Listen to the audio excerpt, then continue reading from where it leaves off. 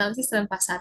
Kita harus bisa memantau riwayat penjualan dan mencari tahu faktor-faktor apa saja yang bisa yang bisa mempengaruhi naik turunnya penjualan ini, misalkan kayak permintaan pasarnya atau persaingan dan lain-lain. Sehingga kita bisa menyesuaikan strategi penjualan yang sesuai dengan kondisi pasar tersebut. Yang kedua itu menentukan tujuan penjualan yang lebih spesifik dan lebih realistis lagi.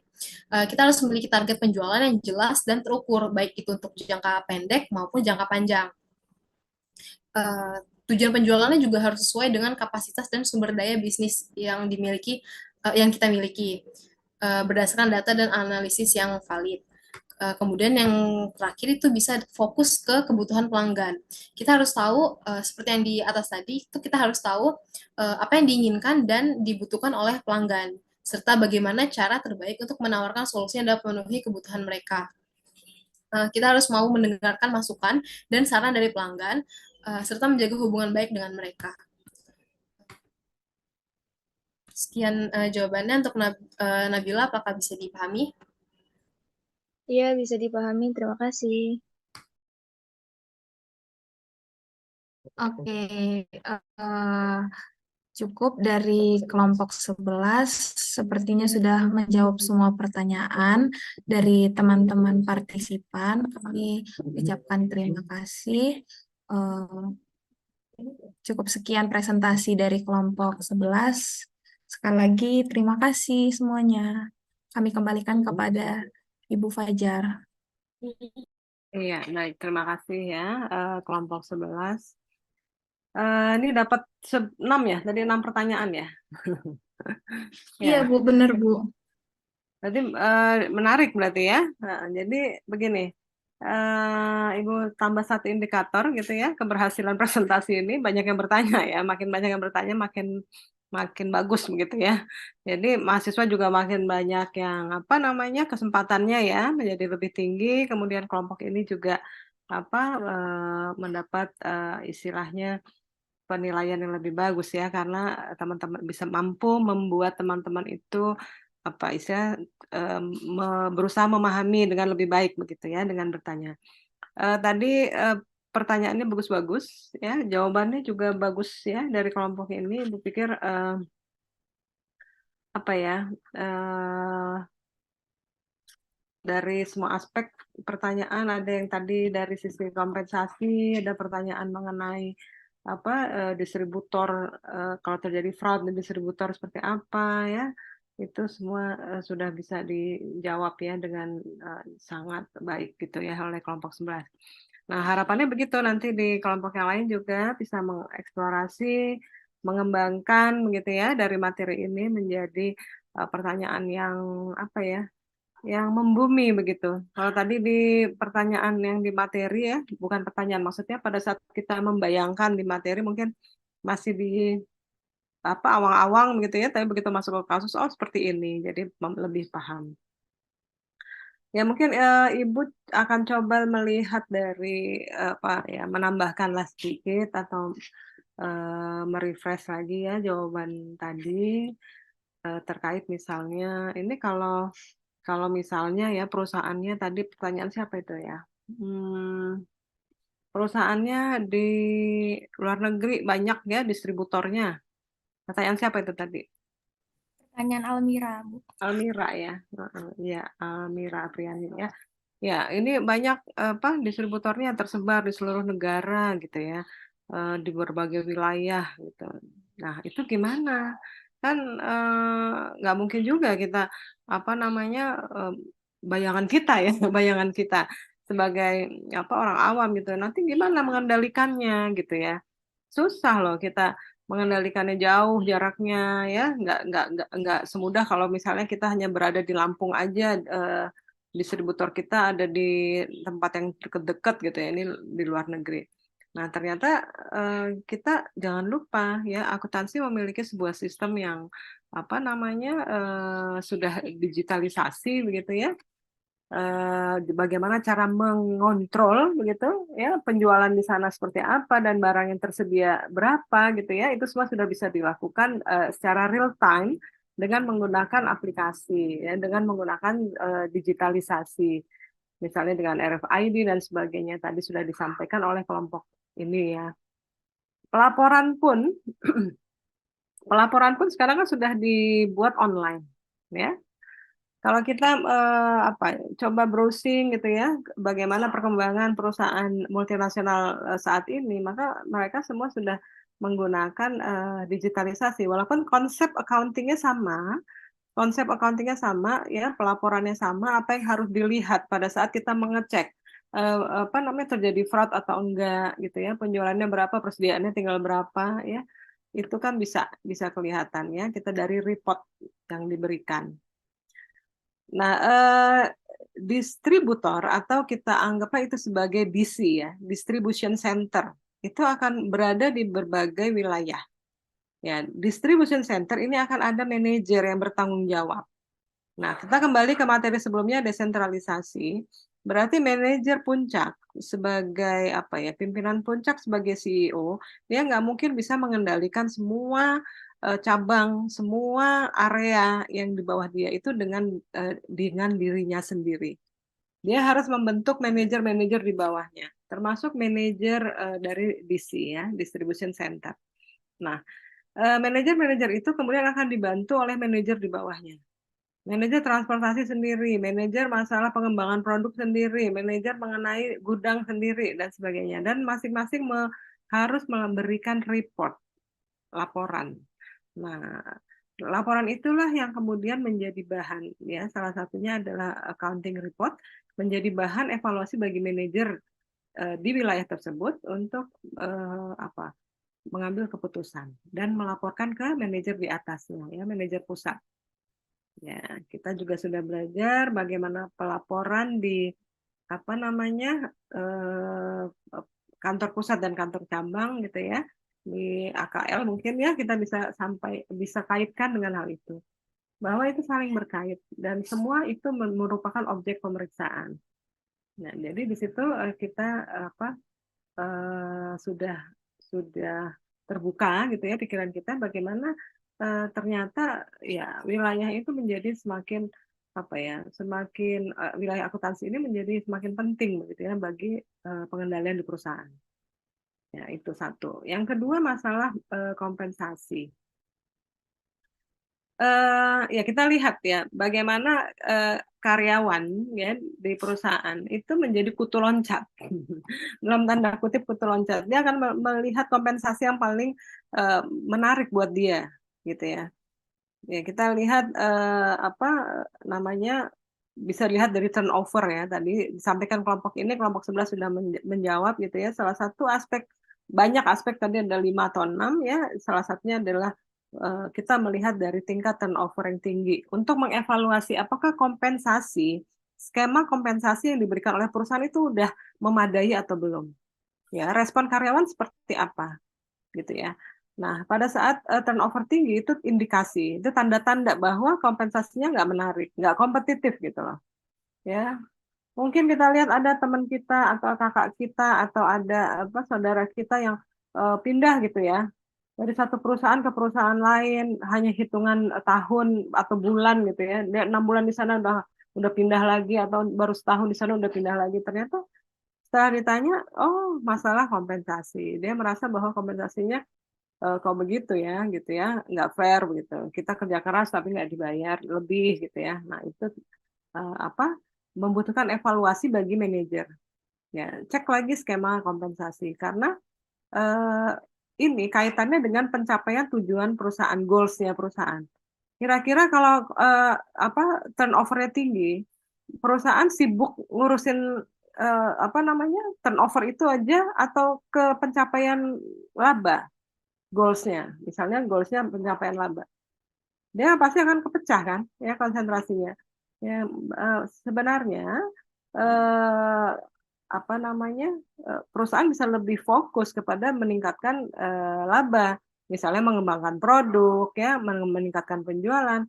Apabila skema kompensasinya ini sudah bagus ya, jadi kita nggak pusing lagi dengan masalah produktivitas perusahaan, produktivitas karyawan rendah misalnya ya, atau turnovernya terlalu tinggi dan sebagainya ya.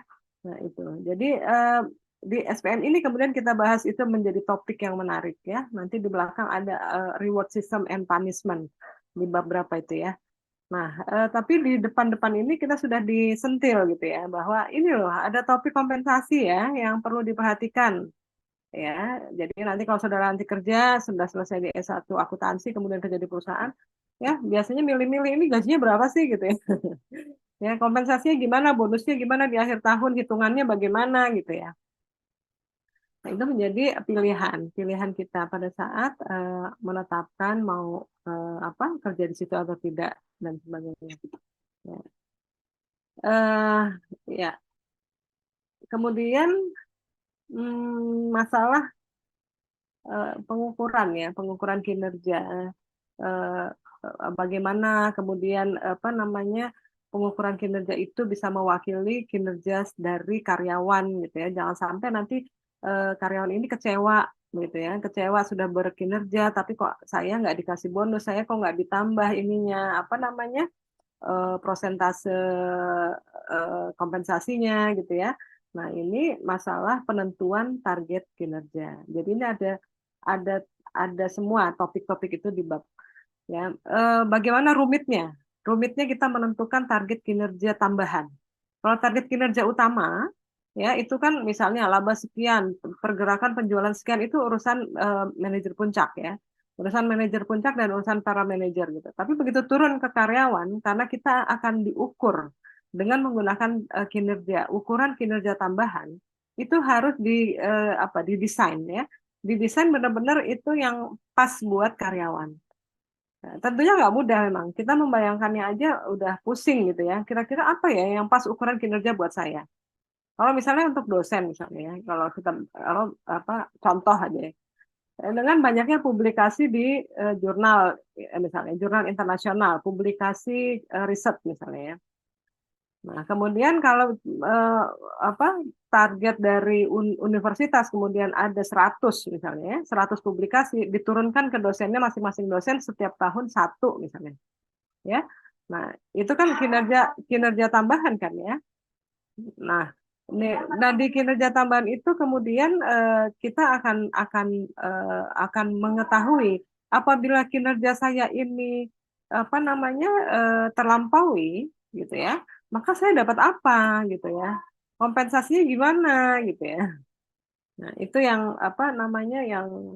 akhirnya perlu di istilahnya didesain serius gitu ya supaya karyawannya akhirnya nggak kecewa gitu pada saat dia mencapai target kinerja itu, kemudian apa yang dia dapat ya. Nah itu mengapa akhirnya SPM ini menjadi penting ya, karena ternyata kompleksitasnya cukup filosofis gitu ya. Ya, kompleksitas yang dibahas itu ternyata masuk ke hal-hal mendasar di dalam sebuah entitas gitu, baik perusahaan maupun organisasi.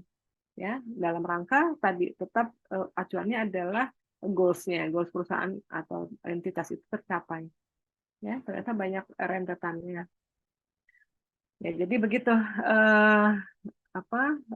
ceritanya kenapa akhirnya sampai pembahasan ke sini ya, karena kita memahami ini udah masuk ya tahapannya, tapi di awal minggu lalu ya, dan tadi juga masih beberapa kali disinggung bahwa ada hasil atau goals yang memang kita tetapkan di depan sehingga semua mengarah ke sana ya.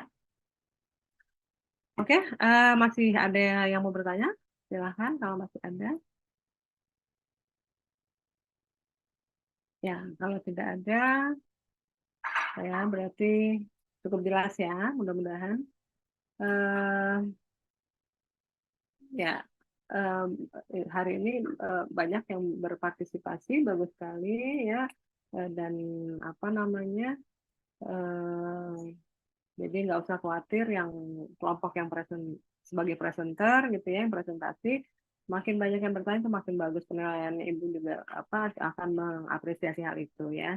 Jadi nggak usah dibatasi juga nggak apa-apa sih sebenarnya, cuma memang lebih repot ya kelompok ini jadi jadi yang jawab terus gitu. Tapi kan bagus lah begitu ya. Ya, dibandingkan dengan nanti kelompok ada yang presentasi terus nggak ada satupun yang mau nanya atau cuma satu dua gitu ya. Nah, ini ada apa? Apakah sudah paham semua pertama ataukah yang kedua udah dipesan ya jangan banyak-banyak yang nanya deh gitu ya. Atau apa gitu ya. Ya, atau memang bingung gitu ya mau nanya apa habis ini tadi apa namanya kelompok ini nggak clear begitu ya. Nah, jadi kami juga nggak ngerti. Nah, jadi banyak ini banyak apa namanya kemungkinan gitu ya. Ya mungkin begitu. Eh, Kalau cukup kita bisa tutup. Tapi kalau masih ada yang mau didiskusikan silakan. Cukup, Bu. Oke, ya baik kalau cukup berarti Bu tutup ya. Ya, terima kasih atas perhatiannya semuanya dan partisipasinya. Tetap dibaca lagi ya bukunya. Karena begini apa namanya evaluasi kita akan dilakukan offline gitu ya. Jadi pemahaman yang seperti tadi itu yang benar gitu ya. Kalian bisa membayangkan gitu ya, bisa kemudian kira-kira kalau begini apa tindakan kita gitu ya. Nah, jadi nah itu apa namanya kalau offline kan nggak bisa dibantu AI gitu ya. Jadi harus keluar sendiri gitu ya pemahamannya gitu. Oke, ya, terima kasih. Sampai ketemu lagi minggu depan. Ya, mudah-mudahan tetap sehat Eh, selalu. Ibu, Natali mau izin bertanya, Bu. Satu lagi, Bu. Boleh. Terakhir. Ya, ya, boleh. Kemarin kan di awal pertemuan kita sempat bahas tentang proyek kita ya, Bu. Itu gimana ya, Bu, kira-kira?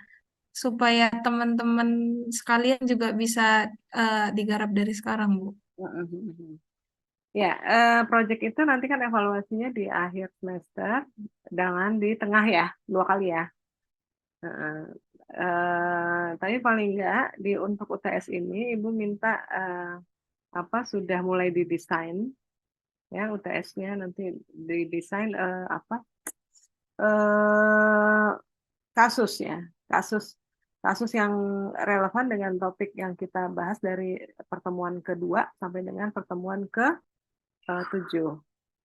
Ya, kalian bisa baca dulu ya topik mana yang masih apa yang banyak atau sudah menemukan kasusnya misalnya di kompensasi misalnya. Kompensasi ada misalnya di mana? Di perusahaan apa yang fenomenanya unik misalnya gitu ya. Kompensasinya bagus tapi kinerjanya jelek misalnya. Ada itu? Misalnya Pertamina deh, anggaplah ya. Pertamina misalnya, kompensasinya bagus ya. Nggak ada yang mengingkari bahwa kompensasi di Pertamina itu rendah. Ya, direksi aja bisa sebulan 100 ya, 100 juta, tambah bonus-bonus apa lagi gitu ya. Karyawannya juga demikian, tapi kenapa di profit di labanya nggak bagus ya perusahaan ini? Itu ada fenomena ya, ada fenomena yang bisa kalian analisis. Ini ada faktor apa? Bisa eksternal, bisa jadi kan? Oh, harga minyak dunia Bu, gini gini gini. Analisis aja. Kalian bisa bisa menggunakan apa ya cara berpikir kritisnya di situ.